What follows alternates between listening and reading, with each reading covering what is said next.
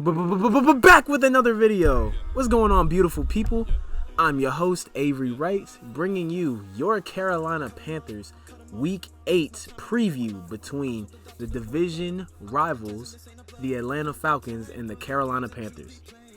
Now, this game is Thursday night football, the only primetime game that the Panthers actually have this year. It's a shame, it really is. I think we deserve a little bit more primetime games. I'm asking for just two more, but just one, which is the Thursday night game. Come on now.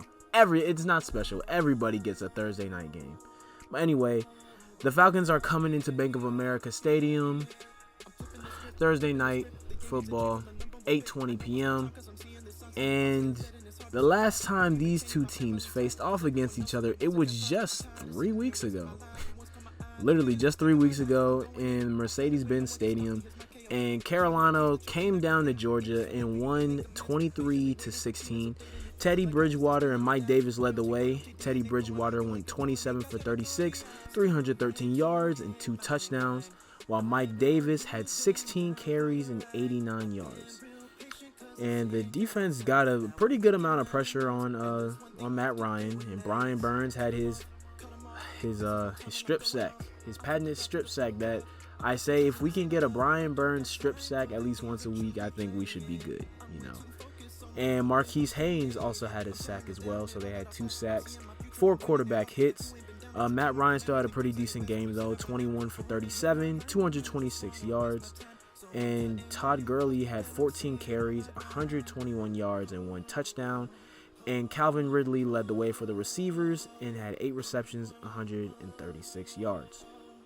Now, the real question is, how can Carolina sweep Atlanta twice? How can they? And the first thing is going to start with the defensive side. The defense has to be able to redeem themselves after what happened last week against the Saints. They gave up so much. Like I said, 12 for 14 on third down. That can't happen against this team, especially now since they have Julio Jones back. But I'm going to get to that in a second. Pressure is the name of the game. Now, I know Phil Snow likes to do that 3-3-5 kind of defense, only rush with 3, maybe 4, and he just likes to prevent the wide receivers from going over the top on us. But, you can't give Matt Ryan plenty of time or a lot of room. Like that soft zone that Carolina played last week against New Orleans, that's not going to cut it against Matt Ryan. Especially with the speedsters like they have with Calvin Ridley and the big physical, all-around physical and speedy receiver and Julio Jones. That's not going to work. So that zone, I don't know. They might have to start playing man or play up more on the zone. Like they were playing 10 yards off the football, off the receivers like last week. You can't do that. You got to be able to pressure Matt Ryan, man. Like I said, the last game, he got sacked twice. Brian Burns had a strip sack, and there were 4 quarterback hits. And they just need to do it, No quarterback is good under duress. It's very okay, I'm not going to say that, but it's very difficult for quarterbacks to get a first down when they're under duress. Well, that's why you create pressure to force a turnover. That's another name of the game, turnovers. So I expect Brian Burns to get another strip sack this week. I know, I'm just expecting these every week. I know we're not going to get them every week, but if we can just get a Brian Burns strip sack once a week, it'll help us. It'll help us win. Now, we didn't win last week because the defense, rest of the defense, I don't know what they were doing, but they're gonna have to step up. Like I said, no soft zone. Matt Ryan will kill us all day if you play with that soft zone. Oh boy, it's gonna be crazy if we give them that much room, because I have a feeling Phil Snow is just going to keep doing what he's been doing, but I feel like he's going to keep doing what he did last week against New Orleans and give those Falcons receivers all that room. It is going to be a long night for them fans, and me too, as a Panthers fan and Bank of America Stadium. We just want to get a division win, man. So far, we've already played half of our division games so far. 3 out of 6. And so far, we're 1-2. The only one is against Atlanta. Heck, our last win was against Atlanta 2 weeks ago. So we're on a 2-game losing streak. We gotta be able to snap that, you know. Like, as I said before, all of the teams that we lost to have been good teams, and all the teams we've beaten haven't been the best of teams. But you know, Atlanta's still a division rival. Division rivalries are a toss-up. They're always hard because your division rivals know you better than any other team. You play each other twice a year, so they know your tendencies and everything. So those are always hard fought, and they're so much sweeter and better when you win a division game too. I can't even remember the last time the Panthers even swept a division opponent. I think the last time they did that was Tampa Bay, and that was back in, I think, 2018 when they swept Tampa Bay. Yeah, it was 2018, but it's been a while since we swept Atlanta. It's been a while since we swept New Orleans. I think the last time we swept the Saints was maybe during the Super Bowl run in 2015. And Atlanta, like I said, I can't even remember the last time we swept them. So it would be nice to sweep a division opponent, you know. It would be nice. Now, going back to the soft zone. With the soft zone comes, you have to be able to stop. We have to figure out how to stop the trio of Julio Jones, Calvin Ridley, and Todd Gurley. Now, Todd Gurley, he's been kind of inconsistent all year, but you know, the Panthers have one of the worst rushing defenses in the league. They are allowing almost 130 yards rushing per game. So like I said, I won't be surprised if Todd Gurley looks like LA Rams Todd Gurley, like he did last time against us, all over again.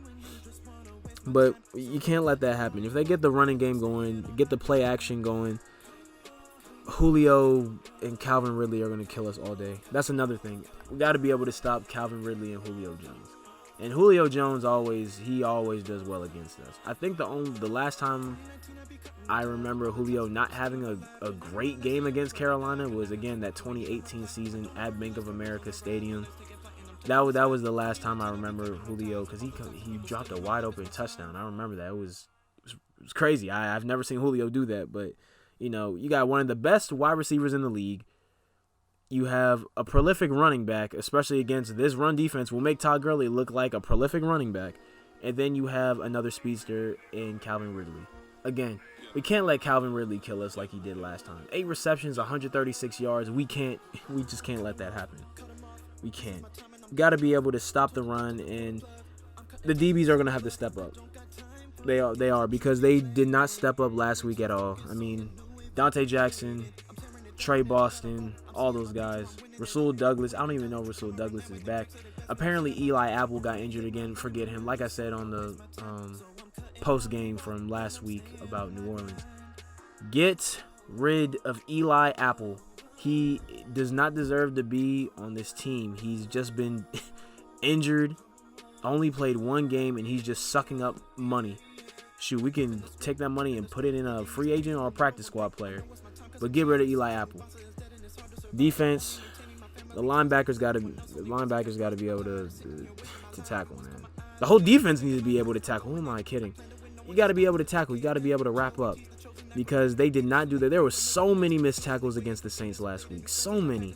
You can't do that in any football game. It's just the fundamentals, man. You got to be able to wrap up and tackle. Ugh. And that's all I'm going to say for the defense. Like I said, they just have a lot of things to worry about. But for the most part, if they can just get to Matt Ryan, and if the DBs can play halfway decent, then that'll be good. Offensively, I'm not too worried about the offense. The only thing I'm really worried about the offense is the offensive line. The offensive line just needs to be able to hold for Teddy, because Teddy has been very efficient over this whole season, and he had one heck of a game against Atlanta last time. So I'm looking for him to have another big day. I'm also looking for DJ Moore to have a big day as well. Curtis Samuel, maybe. But I want to see Robbie Anderson get into the end zone. Robbie Anderson hasn't scored a touchdown since that opening week against the Raiders. But he's still top 5 in receiving yards in the league right now. I think he's like number 4. But I want to see him hit the end zone. I know he's a team guy. And DJ's hit the end zone twice in these past 2 weeks. So DJ's on a nice little hot streak. I want to see him keep it up. But again, I would like to see Robbie Anderson get into the end zone. Again, the O-line, like I said, they do need a block for Teddy, but they also need to be able to do something with this run game. Because like I said, the run game has been atrocious these past 2 weeks. I don't know what Mike Davis, like I said, I just think it's the offensive line, because they were doing well against those sorry teams that we were facing. But the past 2 weeks against legitimate teams, they folded. So I'm looking for Mike Davis I think Mike Davis should have a decent game, is what I'm saying. But it really all depends on that offensive line. But the rest of the offense skills players, I'm not worried about them. The only one I'm worried about is Mike Davis, and we'll see what happens. Heck, to be honest, we might even have McCaffrey play on tomorrow. But to be honest, I don't think we should play McCaffrey. You know, rushing him back and trying to play. I say it's good that he's back practicing, but I say we should hold out on McCaffrey until next week. And I think we go, unless there's another home game, I think we play the Packers next week. So we'll see about that. But no, I don't think we should play Run CMC this week. Let him get a little bit more rest. Let him get some more reps in practice. And that's about it. Now, final score prediction. To be honest, after the New Orleans game, I wasn't feeling too confident about this Atlanta game on Thursday. But I don't know. I'm feeling good. And something tells me Carolina will win tomorrow. Just a hunch. And I think they will win 28-21. Yeah, I'm calling it 28-21 Carolina. So yeah, tomorrow I think they should be wearing the all black unis, and we'll see what happens. And lastly, it'll be very interesting to see what Matt Rule can do on a short week. You know, as we all know, Ron Rivera, coming off of those short weeks on Thursday Night Football, the Panthers always play terrible. Especially under Ron Rivera, like them short weeks, they played terrible on Thursday night. And they would also, after a bye week, they would play really bad. I don't know what Ron Rivera was doing, but it sure as heck wasn't working for the 9 years he was with Carolina. I think he's only won, 2 of his bye weeks? That's terrible. In 9 seasons, it's ridiculous. So it'll be interesting to see how Matt Rule has the team prepared for tomorrow night. So I'm going to watch it. I don't really think anyone else is going to be watching it, because to be honest, who besides Panthers and Falcons fans, who really wants to watch a team that's 1-6 versus a team that's 3-4? This is why Thursday Night Football, to me, it's just, you know, the players don't even like Thursday Night Football. To me, it's like watching freshman football in high school. You know what I'm saying? And then Sunday Night Football, I would say, is like JV, and then Monday Night Football is like varsity, you know. But no one really cares about the Thursday Night Football games. The players don't even like it because it's a short week. But then after that, you know, you get a mini bye week, so 10 days. So, yeah, like I said, Russ McCaffrey, you got 10 more days to kind of get back into practice and to be ready for Green Bay. I'm pretty sure it's Green Bay. Don't quote me on that, but I'm about 90% sure that it's Green Bay that we play after Atlanta. We'll see, man. Hopefully Carolina can snap this 2-game losing streak and get another division win, because they need one. They need all the division wins they can get. But we'll see what happens. That's all I got for you guys today. I'll be back on Monday. Ooh, no, not Monday. Should probably be back on Friday or Saturday. More than likely on Friday with the post-game review for the Falcons and Panthers. Thank you guys for tuning in. Hope you guys have a great rest of your week. Stay blessed. Drink your water. Keep pounding. Go Panthers. I'm way too focused on the new wave I'm creating. I'm tearing it down, it all gotta fall. I'm seeing my future, I'm winning it all. If you ain't been down, don't you come around now. I think Drake said it best when you said about now. Only hit my line when you just wanna waste my time.